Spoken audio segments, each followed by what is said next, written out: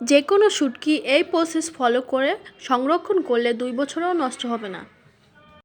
নিয়ে নিব শুটকিগুলো। যদিও শুটকিগুলো কেনা নয়, হাজবেন্ডের কলিগই দিয়েছিল।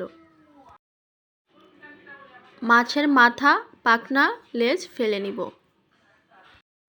এই প্রসেসে পুঁটি, বাঁশপাতা, লইট্টা, সুন্দরী, ছুরি, টাকি মাছ সহ সব ধরনের মাছের শুটকি সংরক্ষণ করা যাবে।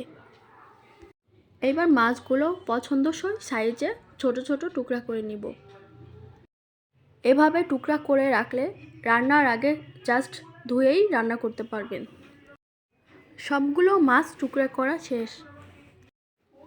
এইবার একটা বক্সে সব ছড়িয়ে রেখে দিব। শুটকিগুলো বক্সের মধ্যে হালকা করে রাখতে হবে, চেপে চেপে বা গা দিয়ে রাখা যাবে না। ব্যাস, কাজ শেষ। এবার বক্স আটকে রেখে দিব ডিপ ফ্রিজে। Thanks for watching. ভালো লাগলে লাইক সাবস্ক্রাইব করে পাশে থাকবেন।